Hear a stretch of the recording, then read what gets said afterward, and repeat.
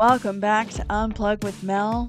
After that last brilliant episode with Ken Noble, I found myself just thinking on how his insights spurred a need for a change and recalibration in my own personal life. It's remarkable how, as the host of this podcast, I can openly share how these incredible guests have consistently impacted my daily life. It's like having this little moments where I sit there and go, okay, this is what I'm going through, but how would Ken handle it? Or what would Dee say? Or, you know what? I remember Nate said this. Or you know how Bruce does things? I need to be more like Bruce. Or man, I need to just, be encouraged like Randy says. It's incredible when you have that surrounding perspective and wisdom, and it just motivates you for change. If you're looking for someone like Ken in your life, be sure to connect with him on LinkedIn or any previous guests we've had on here. We're on to our next guest, the awe-inspiring Mallory Herrin of Herrin HR. We dive into real conversations about how our personal lives impact who we are professionally. Because of one boss saw something in Mallory, she's now out there with her own company paying it forward. Stay tuned for more inspiring episodes on YouTube, Spotify, and Apple. Today is go over questions, but when I introduced you on how we met, it's kind of a cool story because I was a newbie and it was the height of COVID. And so I had gone to nationals, SHRM, and then I ended up hearing about HR Southwest, which is our Texas conference. And so my boss, got me there. And you were speaking on unconscious bias, I believe. And so I, clicked that one to make sure I didn't miss it. Didn't know you from Adam and sat down to listen to it. And it was profound in mine because I felt like my trajectory of my career was full of bias. And that's how it took me longer to get to where I wanted, because someone just looked at my paper or my resume and be like, she's not worth it. Don't take an interest in her. So I wrote down so much from that and then knew I was going to connect with you afterwards to come down to our chapter, PB SHRM, and do the same lesson, because it needed to be said, because it's out in our world every day with recruiters and bosses that just take one look at someone and say, nope, not who we're looking for, and never really, seeing who they are behind the scenes of things. So I don't know if you knew that about me, but I took everything you said and I was like, okay, all right. I want to make sure that I'm an HR manager who does not have those biases, or if I do have a bias, to be conscious about it and fix it. Because it can be fixed. And so I just wanted to, let you know that. And we're going to get right into you.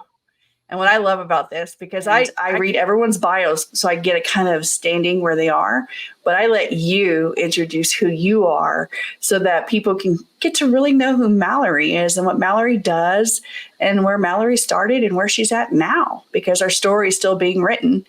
And like I tell all our guests today, our purpose for Unplug with Mel is to tell your story and inspire infinite growth. So Mallory, tell us your story. Who are you? Wow, that's a loaded question there. And thank you so much for having me. So I'm the CEO and principal HR consultant of Herrin HR, very creatively named there. But we're an HR outsourcing company. So we do HR strategy, administrative HR, payroll, benefits. We've got a really robust HRIS system, the whole shebang, right? So recruiting, training. If there's something within HR and you want to outsource just a part of it or all of it, we can do that for you. I've been in HR for about 20 years now. I'm also the author of Intentional HR, A Revolution in Strategic Thinking. I'm a speaker internationally now, which is kind of fun.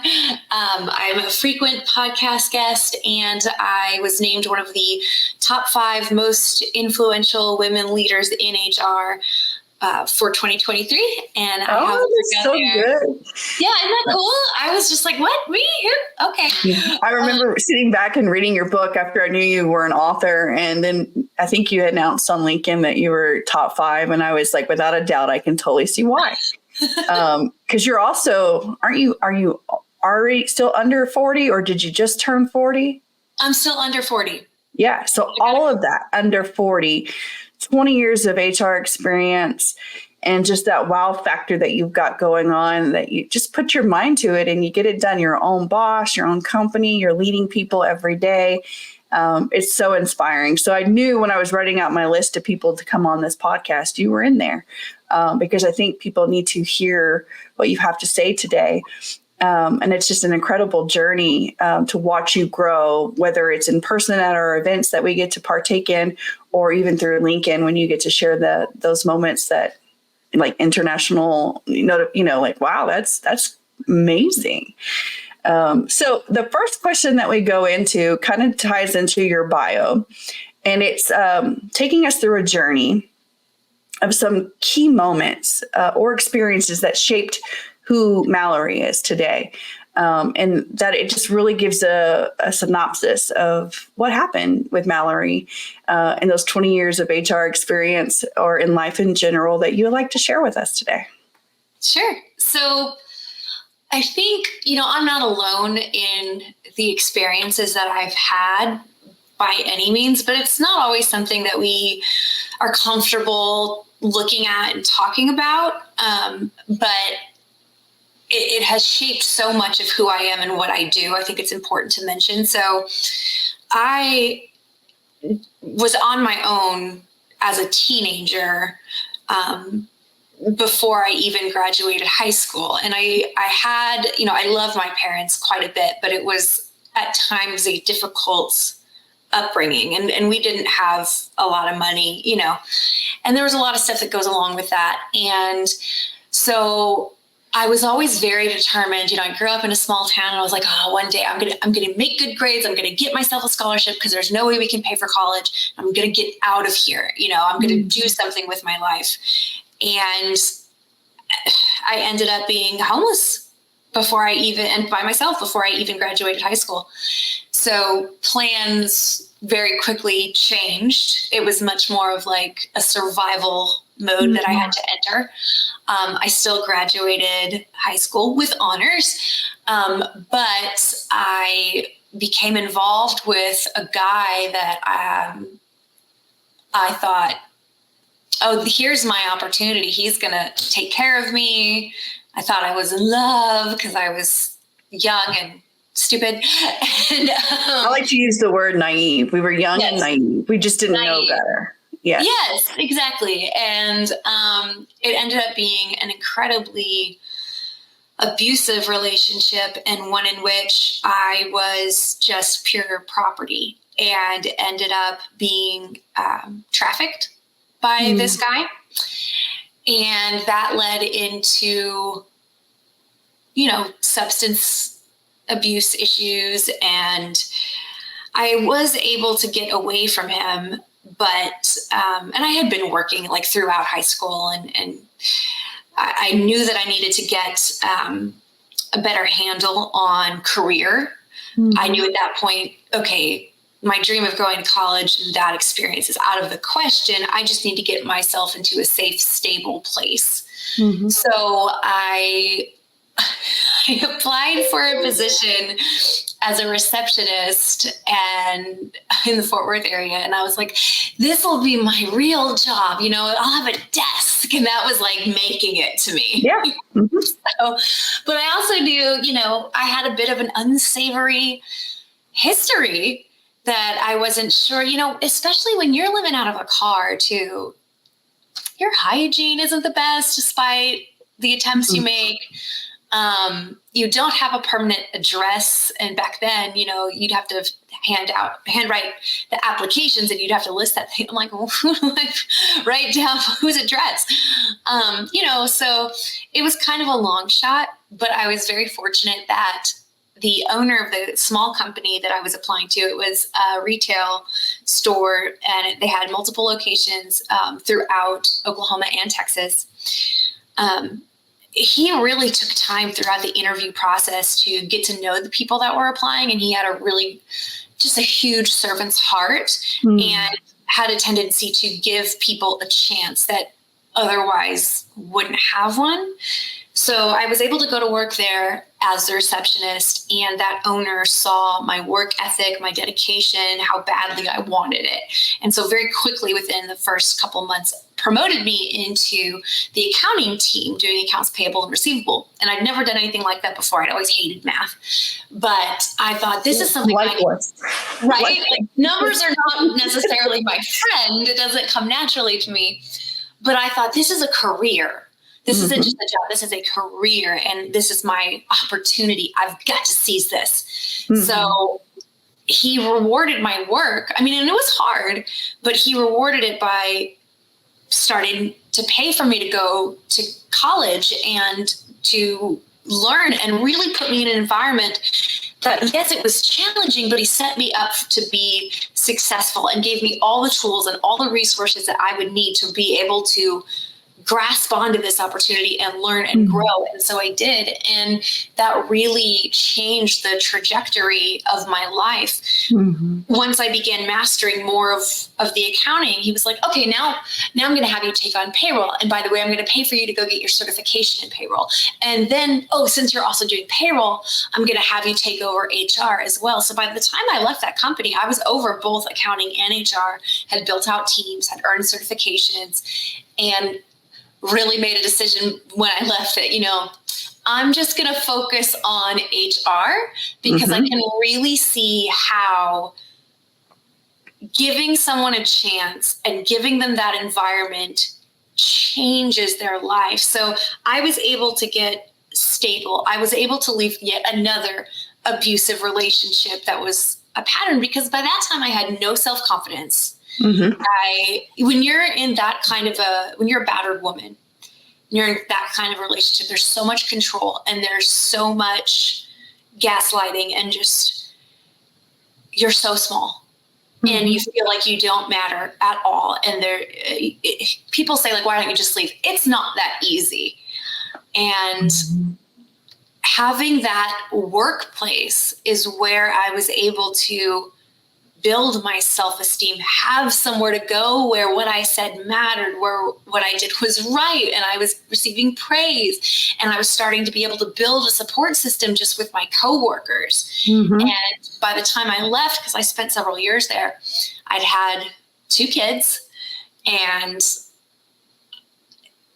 it would have been impossible to leave and to get off welfare and to do anything and provide a better life for my kids. But that was my main goal. So I'm so grateful for that. And really, that's what taught me. HR to me is like not the bad guy. It's this magical opportunity that we get. Yes. To have this hugely positive impact in someone else's life, to change that trajectory for them. Well, the key point in that story is a leader saw you and took a risk on you and said, you're worth more than whatever your records right here in front of me show. I have faith.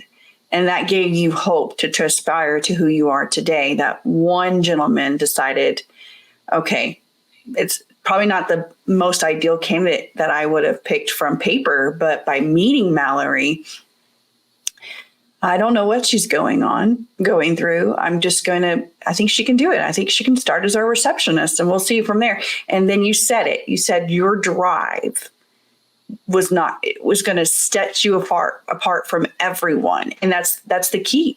If you want it so bad and you get that chance, never take that for granted.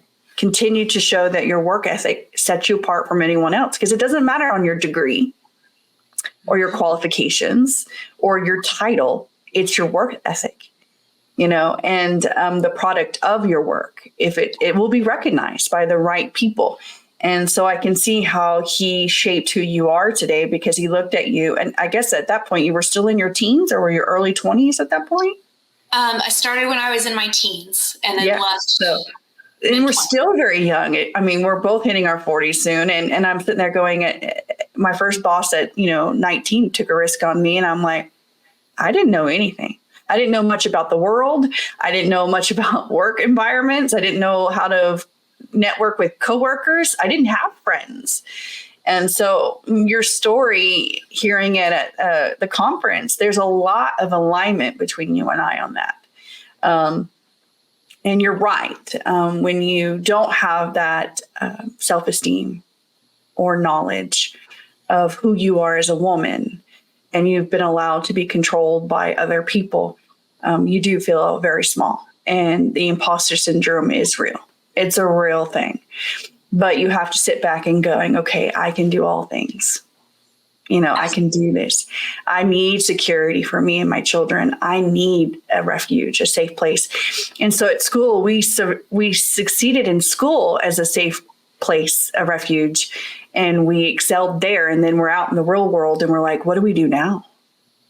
We don't have that safe place no more. So we find it in our career or our work environment, and we do the same thing. We'll go to work. We'll be there an hour early if we need to.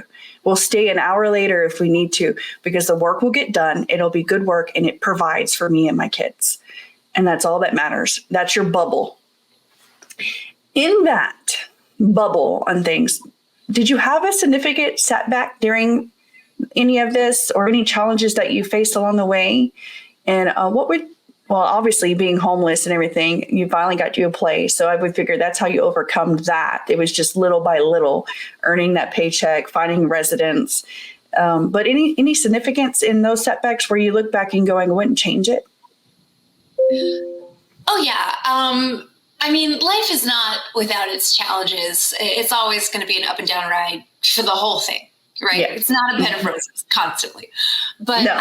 I would say, so beyond those were, pretty significant setbacks and challenges to overcome. And I'm glad that I did. But even at that point in time, when I left that job, by that time I had my own place, the kids and I were safe. I wasn't on, food stamps anymore. And I started to build, right?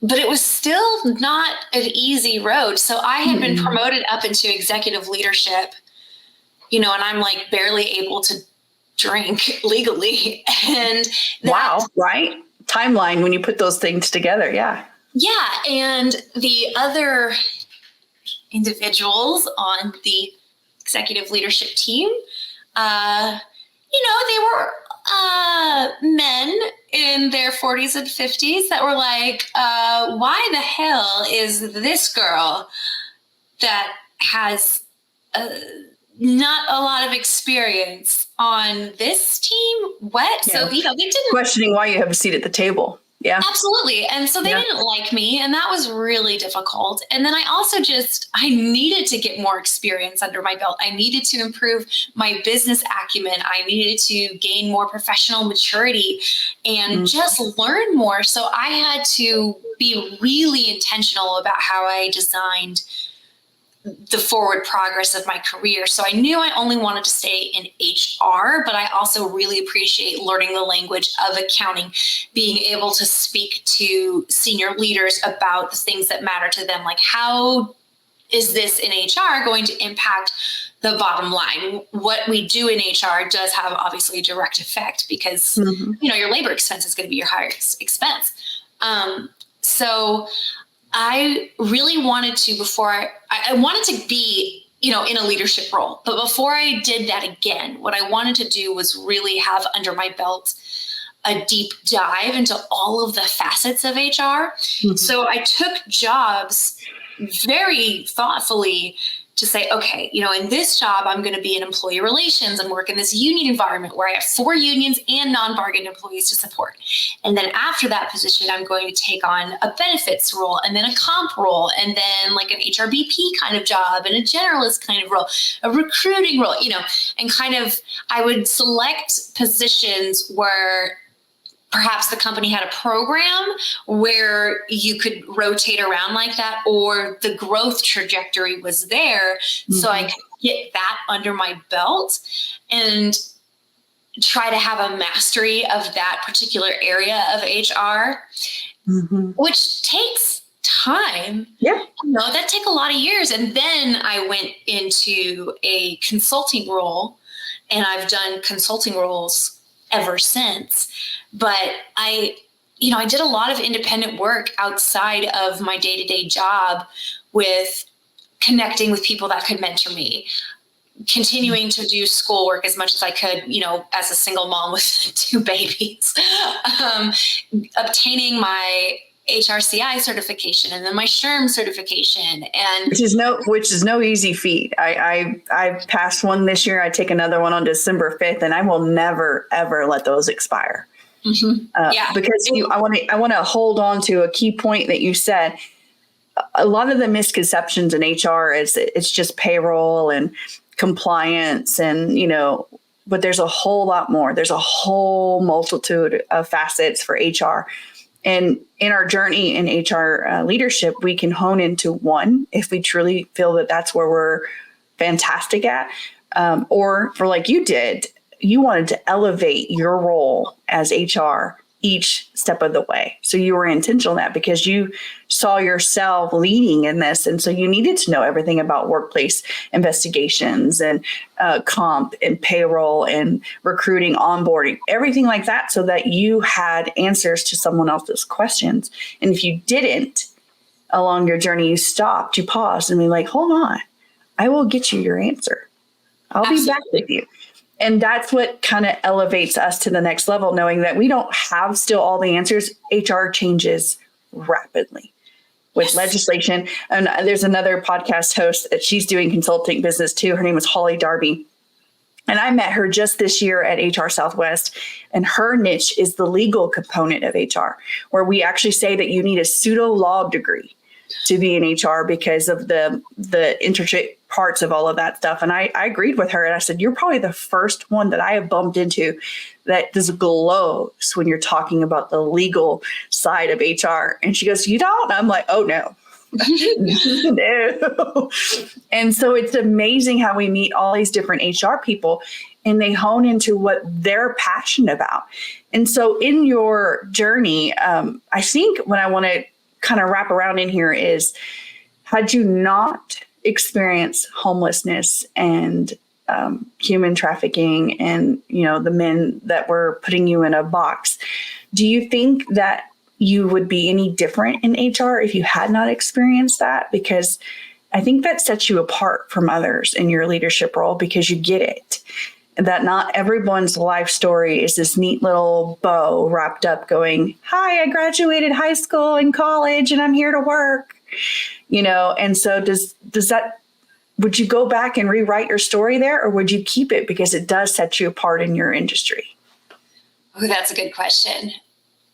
There's a lot of it that obviously very traumatic, and that I wish I hadn't gone through. I wish no one would ever have to go through. But at the same time, I know it's what gave me my character, my values, my drive. Mm-hmm. And I can, and often do. I mean, I empathize with individuals. Yes. And I understand that you really cannot judge a book by its cover. And if I have big aspirations of changing, work and the way that we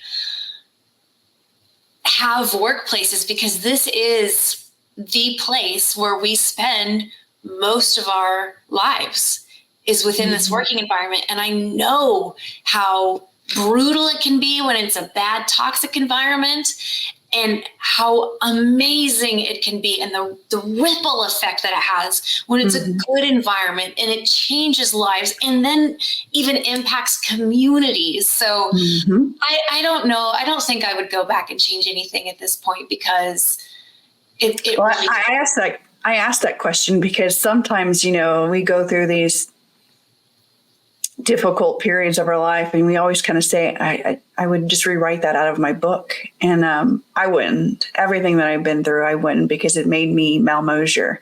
And what I wanted to highlight in this podcast for those listening is it's okay to go through the hard things, knowing that it's changing your character from the soul outward.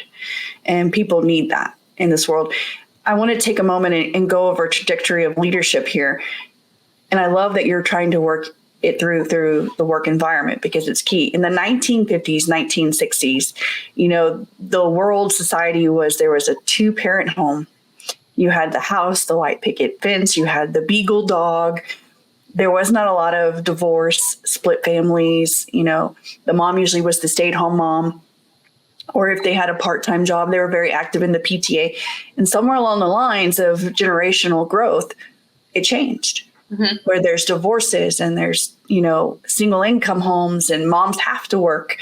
And leadership was not quite on board because of their bias. And so you talked about work environment being healthy or toxic, just like a marriage.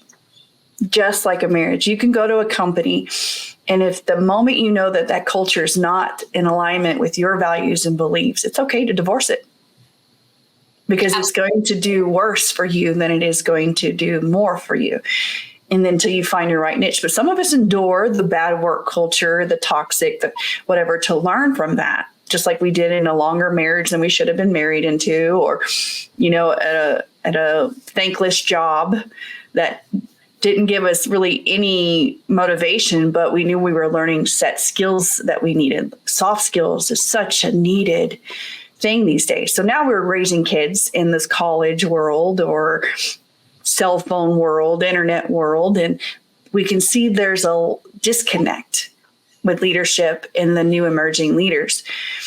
What advice would you give those right now listening that they know they're not as efficient as they could be, even with a degree or what their resume looks like right now? How would you encourage them to pen it to paper with a growth plan or whatever, or keep trying even though you're getting those rejections? What would you say to them?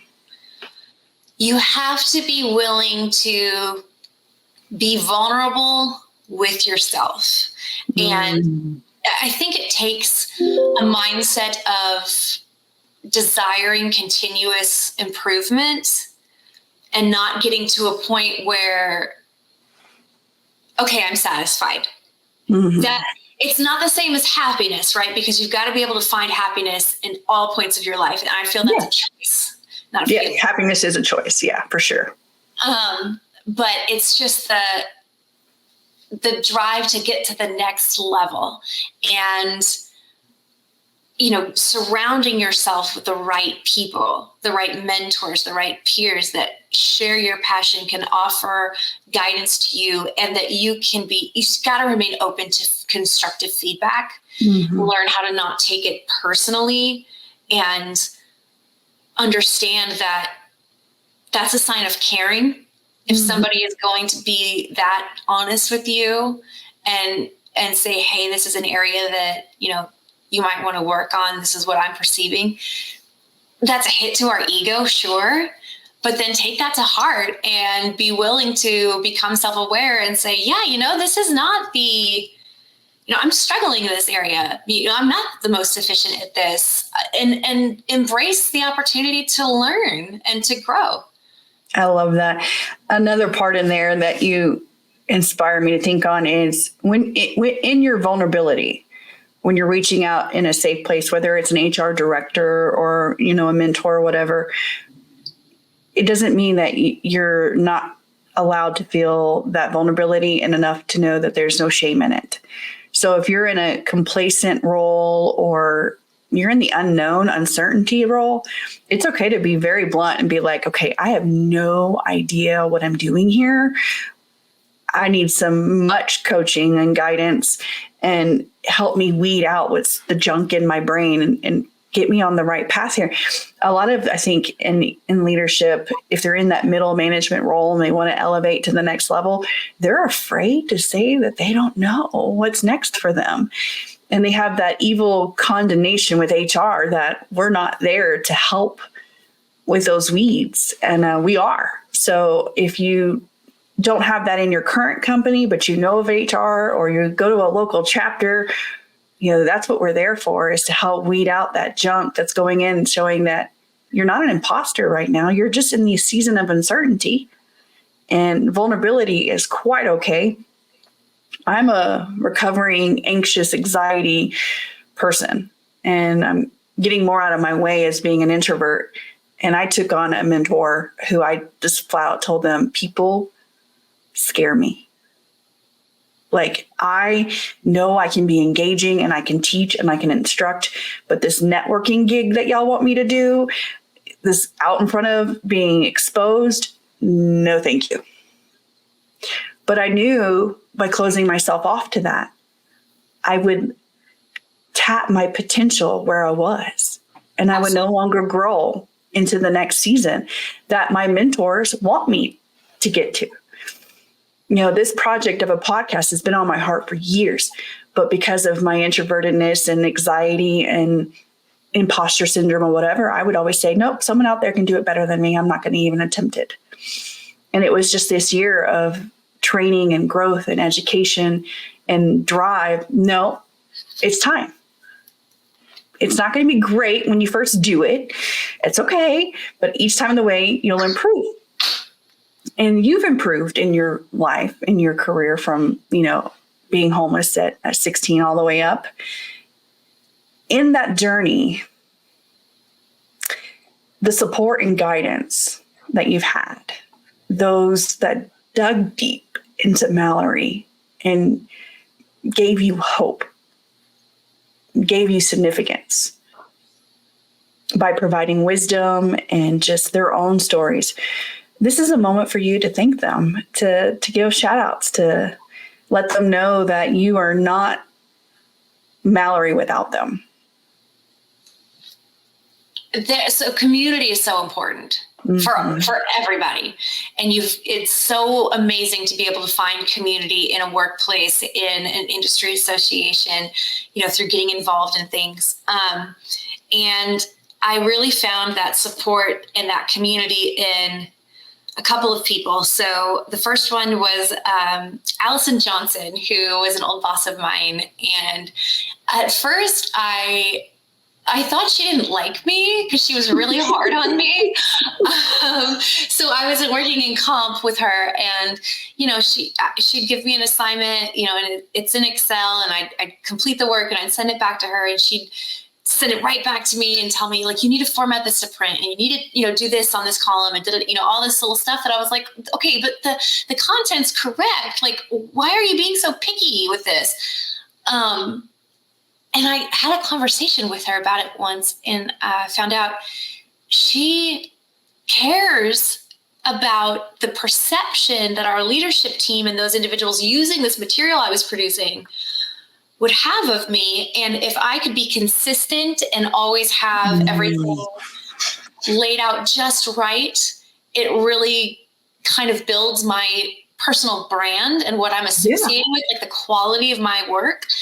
And I was like, oh, wow. It was like this aha moment, because I'm like, you don't hate me. You actually really care about me, and you're making me better. So that did so much for me. I love that. And there's another boss that I had, Anisha Wilson, that was just such a tremendous leader, like the perfect kind of leader that anyone would want to have. A huge champion for her team members, a huge support. I mean, would definitely call you out on any of your BS, right? But just push you to be the best that you could be, and believed in me and cared about me as a person, and not just about the work that I produced too. And that was just an amazing experience for me. Right there, both mentors that you just announced, it's having that emotional intelligence to connect with your staff, and the empathy to recognize that they're more than the work that they produce, but to get them to the next level. That's what HR is, y'all, right there. And anyone else that you might have before we move on to the fun questions? Oh gosh, there's so many people. Robert Hastings was the first mentor that I went up and asked him after this meeting. I was like, will you be my mentor? Being that bold. I mean, that's where it starts. If y'all are listening today, I kind of want her story to inspire in being more direct and going after those that you have listened to, have heard, and be like, hey, do you have time to take me on as a mentee? Because I really feel like I could grow just by having you a part of my community. Even if that's Mallory today, you can find her on LinkedIn and she will respond to you because she did with me. And she's an open vessel of communication on what's next in life. And especially if you're looking to get into HR or you've been in HR and you're not going anywhere, find someone and be that direct, like she was with Robert. Any of the questions in here today, I want to kind of just give you the moment, if you've heard or you want to share to people listening, something to motivate them to pursue their passions, to maybe take the dry erase board and wipe down what they thought they had on there and restart it, because you can always restart, refocus, and retry, anytime that you feel like it's not going in alignment. Anything that you have in your arsenal of wisdom? Sure. It's like the Steppenwolf song says, it's never too late to start all over again. Each day, and even the hour of each day, it's a new opportunity that we're blessed with to be the person that we want to be and to do the work to become that person.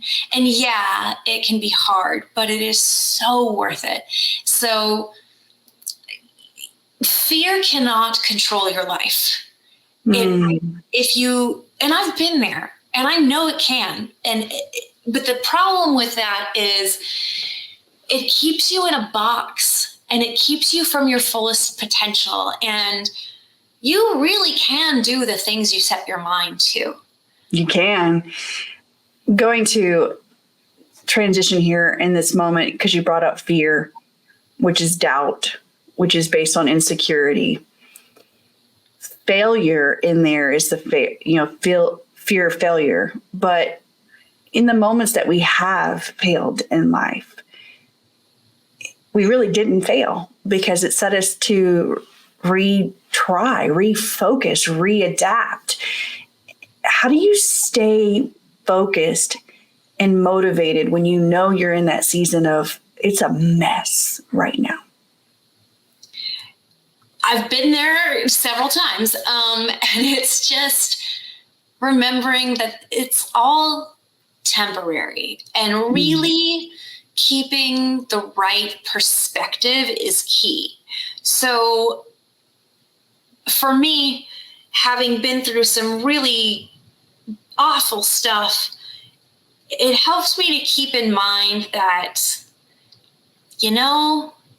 this issue that I'm having right now, that's a champagne problem in comparison. And I don't compare with other people.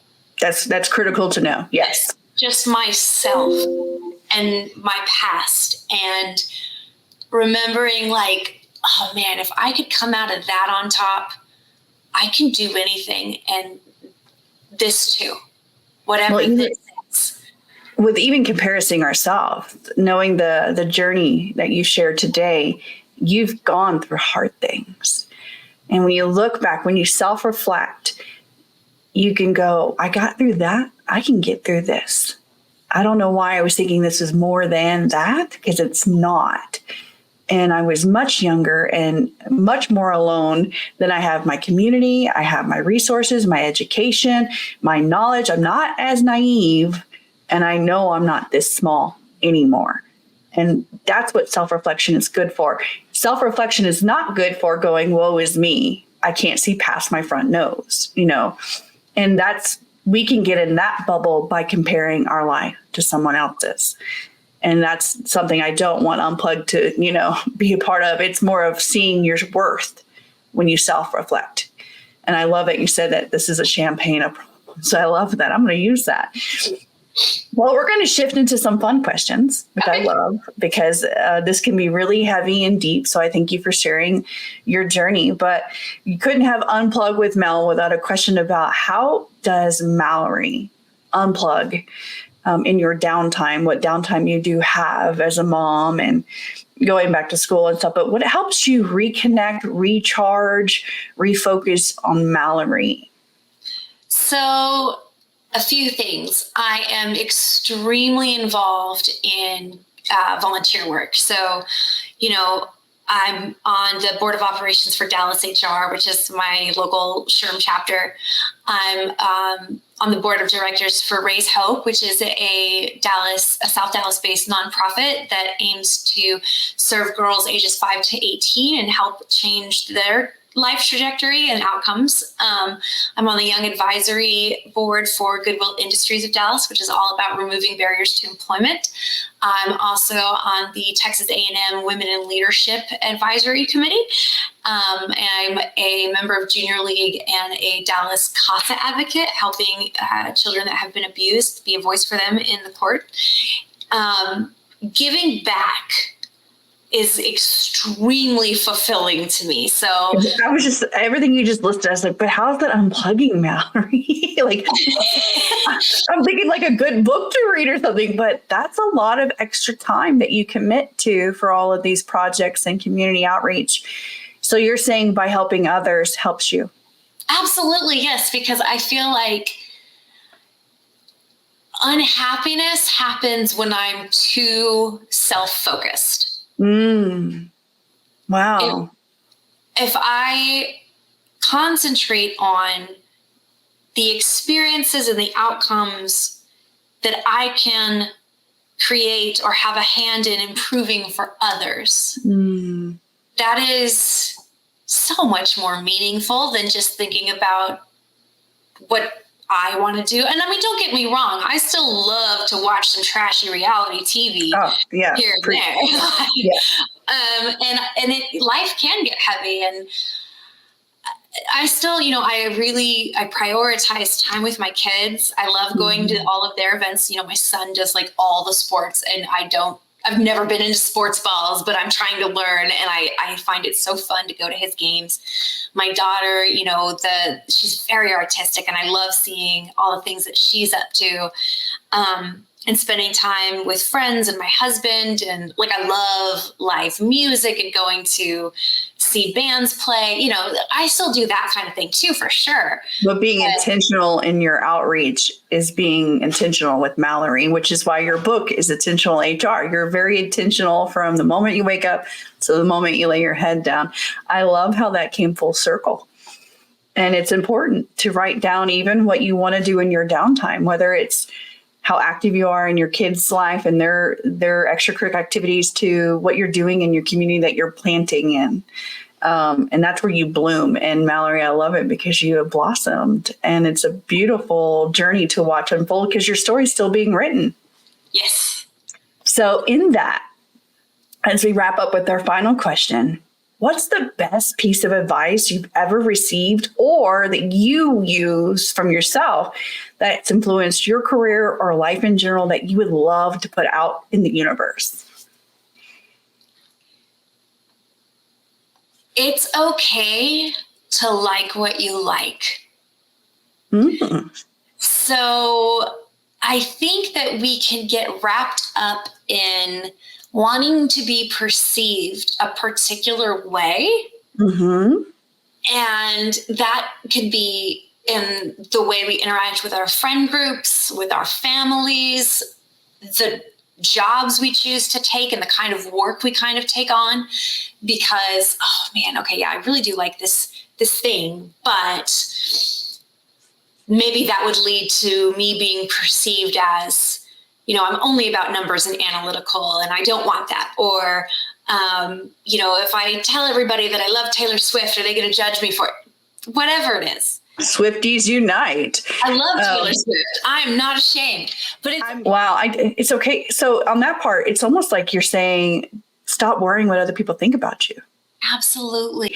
And that your story's always being written.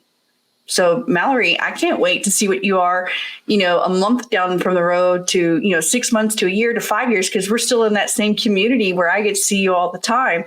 And I always check in with you, and I love seeing what you are doing with your company. How else can they reach out to you? Can they reach out to you just through LinkedIn, or do you your website or anything like that they need to know about? Yeah. Go to herrinhr.com, and there's a page where you can contact us. Definitely reach out to me, connect with me on LinkedIn. I do reply to people. So, and if you see me, I speak at a lot of conferences. Come say hello. I would love to talk to you. When you reach out to her on LinkedIn or her company website, be sure to say that you heard her on Unplug with Mel, as well as if you are looking to get in a chapter and you're in the Dallas area, she's a part of Dallas HR, so you can reach her through her there. And again, tell her how you heard about her, and she is accountable in that's for sure. She will reach back to you guys. Well, Mallory, I've enjoyed our time together. It went by real fast. I've loved it. Thank you so much for having me. I don't think you know how much you inspire me. Our stories are so similar from our youth on, that I love that a boss took a chance on you, and the same thing happened to me. And I love that we're both in HR, because it just goes to show that we will give back what we were given. And I think that's what ties us into that community. And I love every bit of your story, and I hope many, many do as well. Thank you for joining me. Thank you.